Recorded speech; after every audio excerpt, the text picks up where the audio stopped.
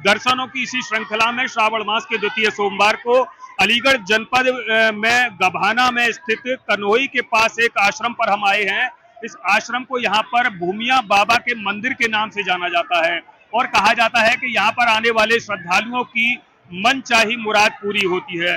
यहाँ के लोगों का मानना है कि भूमिया बाबा जो थे वो उनको शंकर भगवान का अवतार मानते हैं यहाँ के लोग, और शंकर भगवान का अवतार मानकर यहाँ पर उनकी पूजा अर्चना करने के लिए सैकड़ों की संख्या में ही नहीं बल्कि हजारों की संख्या में ही नहीं बल्कि लाखों की संख्या में यहाँ पर श्रद्धालु पहुंचते हैं। तो यहाँ पर धीरे धीरे चंद कदमों का फासला तय करते हुए हम उस पवित्र स्थान पर पहुंचने वाले हैं, जिस स्थान को हम भूमिया बाबा के आश्रम के नाम से जानते हैं।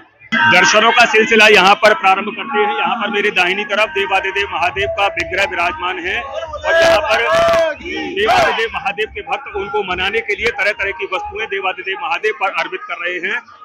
श्रावण मास में कांवरों के लाने का भी प्रचलन है। कुछ भक्त अपने अपने घरों से गंगाजल भरकर लाते हैं, तो कुछ भक्त सुदूर गंगा तटों से भगवान भोलेनाथ की यहाँ पर कांवड़ लेके आते हैं। तो यहाँ पर देवादिदेव महादेव के स्वरूप के आप दर्शन कर रहे हैं और यहाँ पर हमारे चैनल के प्रबंध निदेशक डायरेक्टर बालकृष्ण वासने भी अपनी पत्नी के साथ यहाँ पर दर्शनों के लिए आए हुए हैं।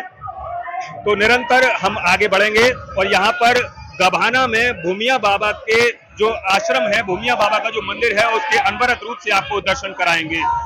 तो दोस्तों, इंतजार की घड़ियां आपकी समाप्त हुई। यहाँ पर उस गर्भगृह में हम आ चुके हैं जहाँ पर भूमिया बाबा का ये मंदिर यहाँ पर विराजमान है।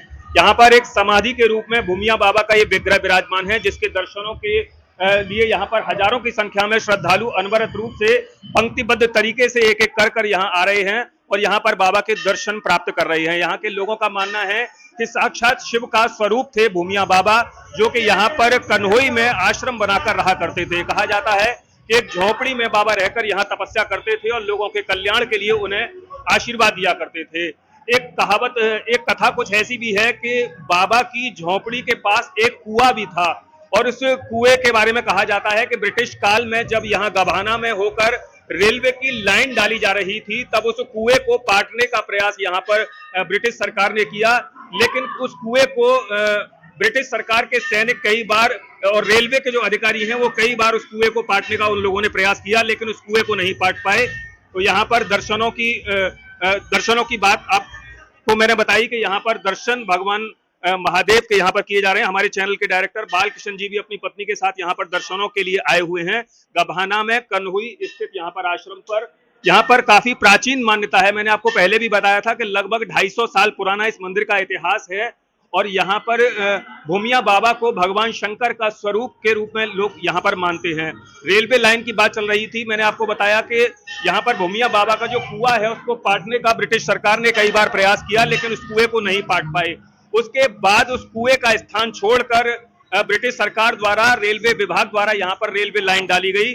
यहाँ पर बाबा के कुछ सेवादार भी हमारे साथ मौजूद हैं, आइए जानेंगे, उनसे बातचीत करेंगे यहाँ पर बाबा की आस्था के बारे में। ये लगभग 300 साल पुराना, मतलब हमें जो अभी तक पता चला है, जो हमारे बुजुर्गों में लगभग 300 साल पुराना, उससे भी पहले रहा है, लेकिन वो ये मानिए कि इतिहास में नहीं रहा। चमत्कार यहाँ देखने को मिले। चमत्कार यहाँ कि जब ये रेलवे लाइन बन रही थी ब्रिटिश टाइम पे, तो जब ये दिन में लाइन बनाकर जाते थे तो रात को उस कुएं, दिन में पलट जाते थे तो रात को वो कुआं पूरा खाली मिलता था और वो लाइन उखड़ी हुई नहीं थी। तो यहाँ पर बाबा के इतिहास के बारे में यहाँ पर पुष्टि की है यहाँ के सेवादारों ने। जैसा कि मैंने आपको बताया था कि ब्रिटिश काल में यहाँ पर बाबा के कुएं को पाट कर रेलवे के अधिकारियों ने और गोरी सरकार ने उसे पाटने का प्रयास किया, लेकिन अंततः उनको सफलता नहीं मिल पाई। श्रावण मास के द्वितीय सोमवार को हमने आज आपको दर्शन कराए हैं सिद्धनाथ भूमिया बाबा के प्राचीन मंदिर के। यहाँ पर ऐसा लोगों का मानना है कि भगवान शंकर का अवतार उन्हें कहा जाता था। तो यहाँ पर मंदिर की सारी जो विशेषताएं हैं वो हमने आपको बता चुके हैं हम अब तक, लेकिन इस मंदिर के प्रबंधक रवि सिंह जी हमारे साथ मौजूद हैं। श्रावण मास में यहाँ पर किस तरह का माहौल रहता है, वो किस तरह की विशेषता है इस मंदिर की, किस तरह का प्राचीनतम इतिहास है, इसके बारे में बताएं। सबको नमस्कार। यहाँ प्रत्येक सोमवार को मेला लगता है, परंतु साल का श्रावण मास होता है उसकी विशेष मान्यता मानी गई है।